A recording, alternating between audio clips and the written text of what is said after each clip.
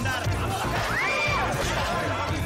इतना बनकर ये मात्रे गोम्स ला भाग, छूटना नहीं चाहिए सलाज। ये गोम्स साउंड पीछे से तेरी तो अभी पकड़ उसको, चल ले जा अंदर, जान दे।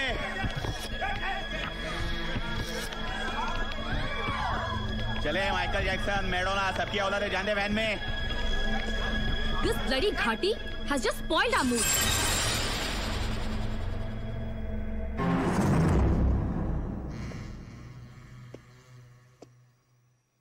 Excuse me.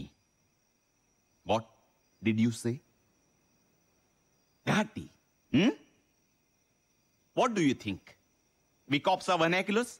We cannot speak English? We don't have civic sense? We are uncivilized people? And for your kind information, this vernacular Ghati has done his masters in English literature from Ferguson College, Pune, the best one. First, try to be a good cultured Indian. Then, try to be Western. नमस्कार दोस्तों, स्वागत है आप सबका फिर से मेरे channel explore and travel with Sanjeev में।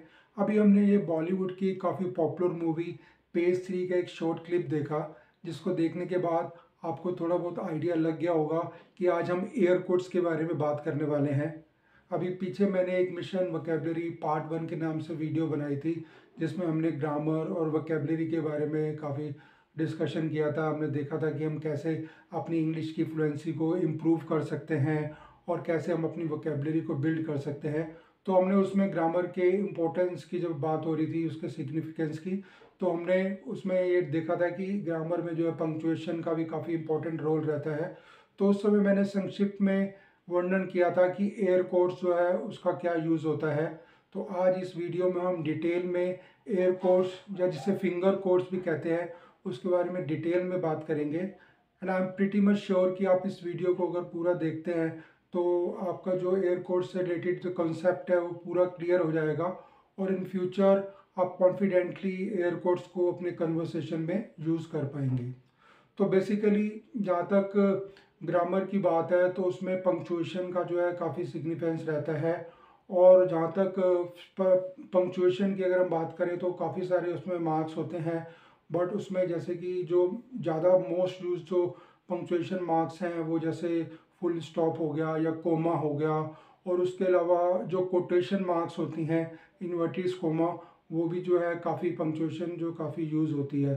तो बेसिकली जो कोटेशन मार्क्स या इन्वर्टेड कोमास का मेन फंक्शन यही है कि जब हम किसी और की बात को एज इट इज़ किसी और को बताते हैं या कोट करते हैं तो उसमें हमें जो है इन्वर्टेड कोमास को यूज़ करते हैं।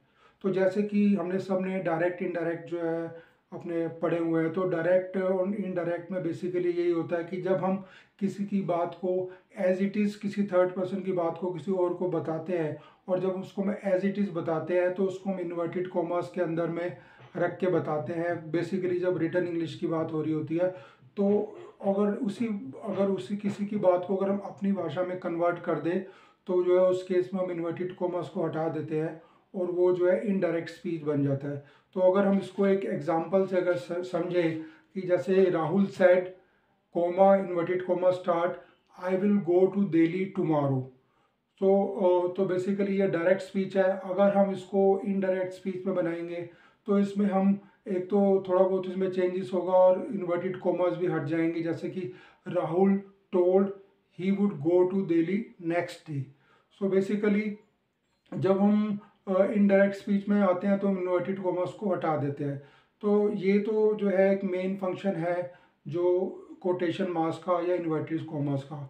और एक्चुअली जब हम इंग्लिश में लिख रहे हैं और तो बेसिकली जो है उस समय तो इन्वर्टेड कोमास को हम यूज़ करते हैं या कोटेशन मार्क्स को वहाँ पर यूज़ करते हैं, लेकिन जब हम बोल रहे हैं तो बोलते समय में जो है एक तरह से कोटेशन के लिए या उसके लिए तो हम ज़्यादा यूज़ नहीं करते, बट उसके अलावा और काफ़ी इसके यूज़ है जिसके अंदर जो है हम इसको इन्वर्टेड कोमास जो कोटेशन मार्क्स को यूज़ करते हैं, जिसको हम वर्चुअल कोड भी बोलते हैं और आम भाषा में इसको हम एयर कोड्स या फिंगर कोड्स कह देते हैं।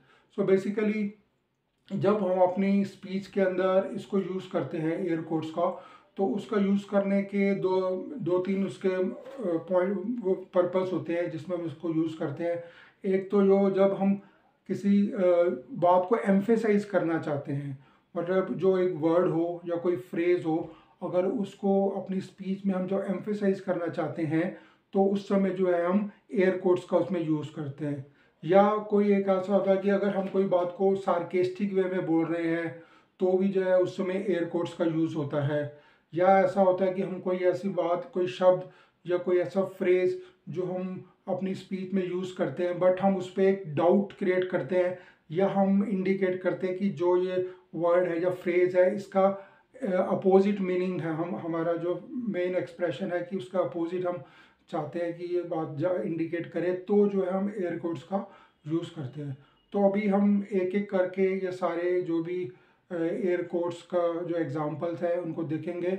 और दूसरी एक इम्पॉर्टेंट बात यह है कि जब हम स्पीच में जो एयर कोड यूज़ करते हैं तो उसके अंदर हम जो जिस वर्ड या जिस फ्रेज के साथ में ये एयर कोड यूज़ करते हैं तो उसको जो हम स्ट्रेस दे के बोलते हैं और उसको एम्फेसाइज भी करते हैं।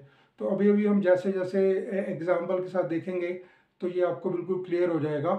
तो अभी उससे पहले हम एक शॉर्ट क्लिप और देख लेते हैं कि जिसमें एयर कोड्स का इस्तेमाल किया गया है। तो उसको देखने के बाद जब हम इनके एग्जांपल्स की बात करेंगे तो आपको जो है वो और अच्छी तरह से क्लियर हो जाएगा।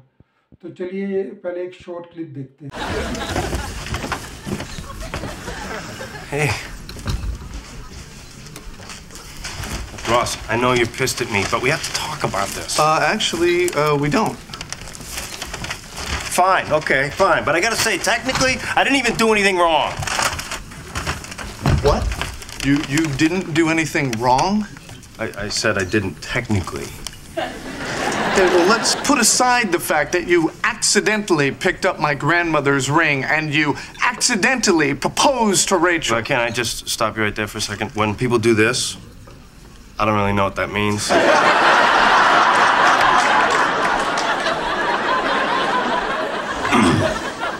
You were saying? And I can even understand that you couldn't tell Rachel. But why couldn't you tell me? Huh? You had all day to, and you didn't. I know, I should have. I'm sorry.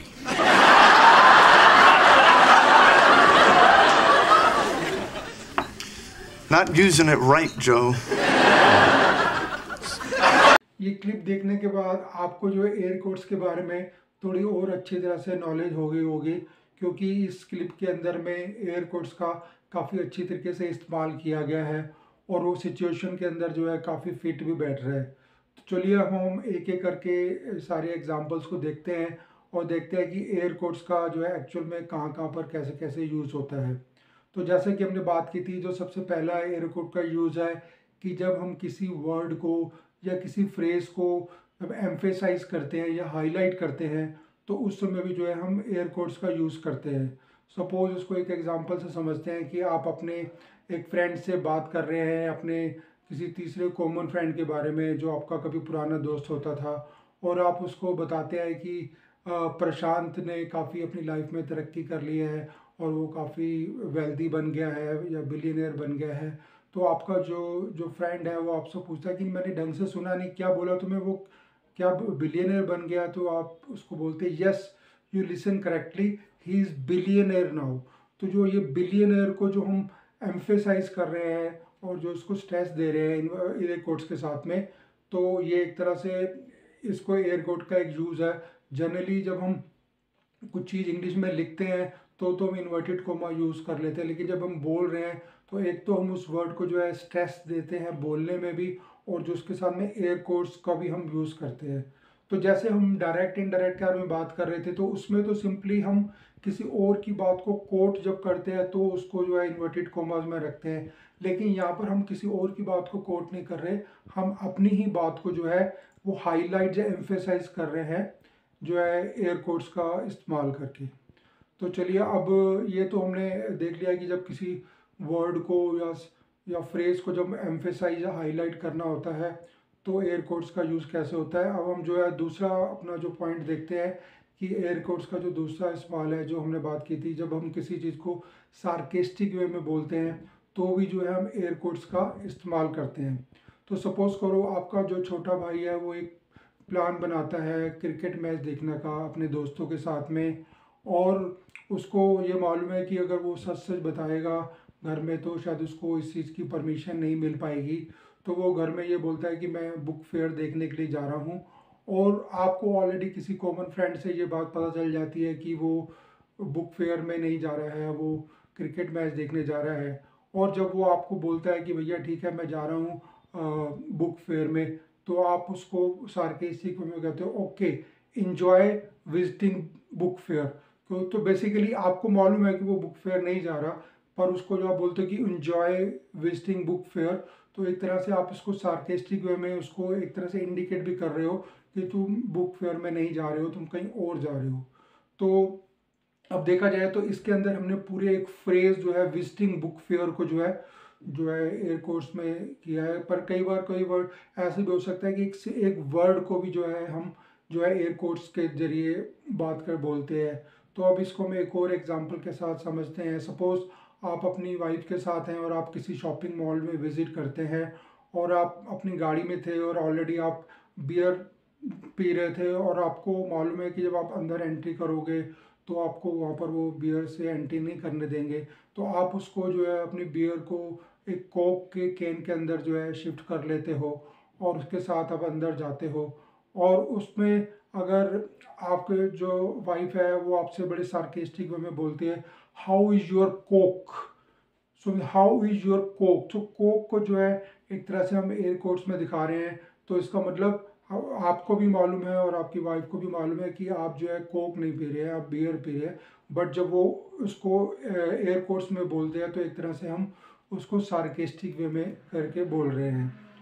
तो ये हमारे दोनों हमने देख लिए। एक तो हमने देख लिया कि कैसे किसी वर्ड या फ्रेज को एम्फेसाइज किया जाता है, और कैसे जो है सार्केस्टिक वे में जो है हम एयर कोट्स का इस्तेमाल करते हैं।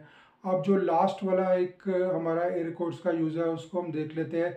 जब हम कोई ऐसा शब्द या कोई फ्रेज़ हम यूज़ करते हैं जिस पे हम डाउट क्रिएट करते हों, या उसका अपोजिट मीनिंग हम एक्सप्रेस करना चाहते हो, एक्चुअली में हम वो वर्ड या फ्रेज तो यूज़ कर रहे हैं, बट हम एक तरह से जब एयर कोड यूज़ करते हैं उसके साथ में तो हम ये इंडिकेट करते हैं कि हम इसका अपोजिट मीनिंग को इंडिकेट कर रहे हैं।